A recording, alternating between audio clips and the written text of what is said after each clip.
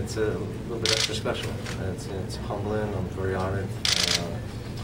Great thing is to see some old teammates. My college teammates will be here, so my whole family. So I'm looking forward to it. Is there a single moment that jumps out at you more than all that moment?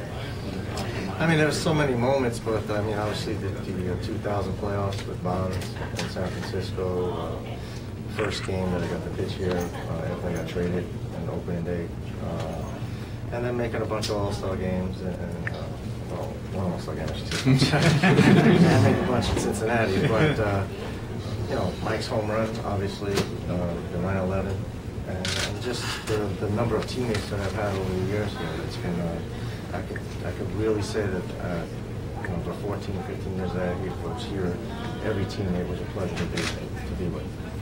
John, when you were, your last year here was David Wright's first. I mean, did you even see then what he was? Well, yeah, he's very special. He's a special kid. You know, I just told David now, this team reminds me a little bit of the 2000 team. You know, nobody kind of gave us a chance. We had one superstar in Mike, and they have David, and you know, we had Hampton and Leiter, and they had Santana and Dickey and East, and everybody else is contributing. You know, the guys who are getting hurt, the guys who got coming up, they're doing the job. So this team reminds me of that. They're a bunch of scrappers. They do, they come, you know, blue collar guys. They come in every day and they scrap and fight, try to win the ball game. John, being such a big part of this team's history, what was that like on Friday night watching? It was great. I was here, so I was fortunate enough to be here. I was here with my son, and it was very, very satisfying for me to see that finally that the streak is over. No longer can they say the Mets don't have a no-hitter, and what better guy it happened to? I mean, what he's been through the last year and a half, 2 years with that surgery to come back and work as hard as he did, he deserved it. Who were some of the former teammates who were here? Sorry. Todd Zeal will be here. When I said Doc, Darryl, Al Leiter, David Combs is supposed to be there, Brett Saberhagen, Turk and Dennis Cook, my favorite, one of my two favorite guys in Brooklyn. Their kids are in Little League playoffs, so they didn't make it. And Jeff Ennis, one of my other favorite players, I think he's here also. And then some of the 69 team guys, I think are coming also. So. Johnny, when you think back to the 2000 World Series, how often do you replay that in your mind, and what do you think would have happened if you'd stayed in for the 9th inning of that game one? Well, you know, that's the, you know, Bobby, that's the way we went all year long. We were successful with that, with Armando saving the games. You know, you always think about it, but if Todd's ball was another 2 inches higher, it would have went out. The team would have, you know, instead of hesitating to run hard, Paul O'Neill would have missed one of those foul balls, which was a great at bat. So, you know, those things stick out. But you know, for me to say, you know, things would have been different if I would have been in it, it's not fair for the guys, you know, like Armando and the guys who came after me. But it was a great experience. Unfortunately for us, we were, you know, on the short end of it. But for me personally, growing up here and seeing the Yankees, how much they won, finally getting a chance after all the years that I played here to get in the playoffs and the World Series and play against the Yankees, I was very honored to be in there. John, you know what it feels like when the fans fall in love with a team. Can you start to see that sort of happening this year? I think so. I mean, I think, you know, that the guys, the fans are starting to believe a little bit. You know, each day it's someone different doing the job,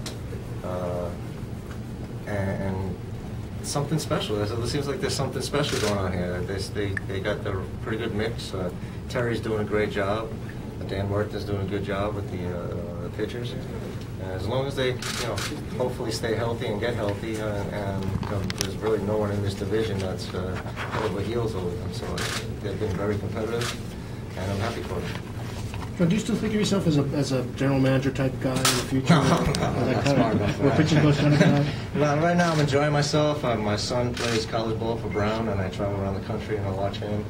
I do have a job here with the Mets, and they've been very gracious enough for me to come and go and make my own schedule. And I'm enjoying every minute of it. When they do call upon me to do something, I try to do as best I can to be here for them. And I'm enjoying what I do. Maybe down the road, I'm not sure right now, but right now I'm enjoying myself. And John, when you think back about pitching, are you wearing number 31 or number 45? Well, 45, obviously. I mean, I gave Mike, you know, 31. And 45, you know, Tug McGraw is one of my heroes growing up, and I worked out a way to wear his number. And so 45 would be the number. Do you think a no-hitter can sort of energize the pitching staff?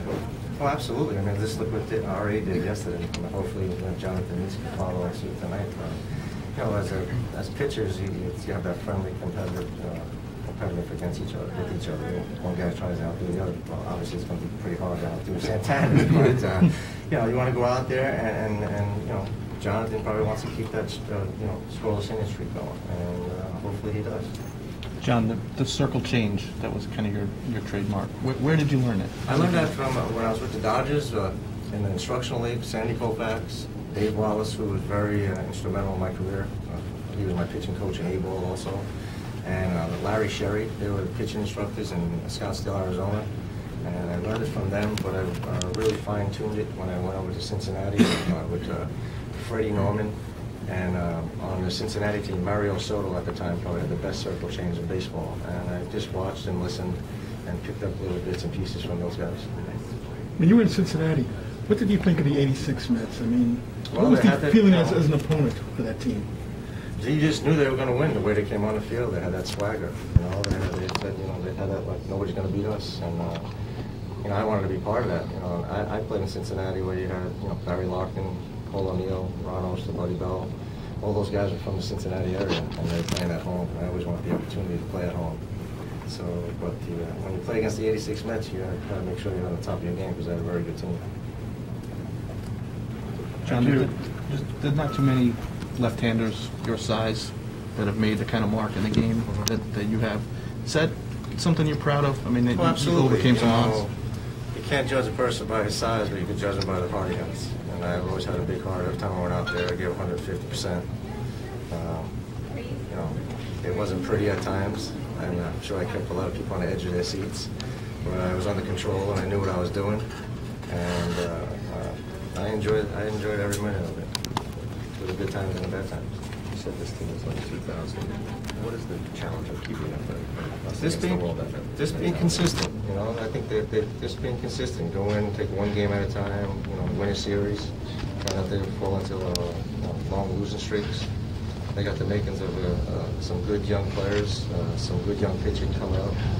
And you know, Terry, like I said before, Terry's doing a great job with them. One of his coaches there. John, who's your favorite manager and pitching coaches that you played for? Well, I played for Pete Rose in Cincinnati. Pete was one of my favorite.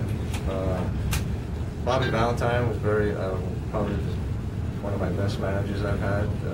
As far as you know, he got along with everybody. You know, at 9/11, he led the team. If you were in a foxhole, you want Bobby with you. I think Bobby was probably one of the best managers I had. Pitching coaches, you know, I had so many, but Dave Wallace is at the top of my list, and I think there's so many that have been coming and going, but I think Dave Wallace was probably my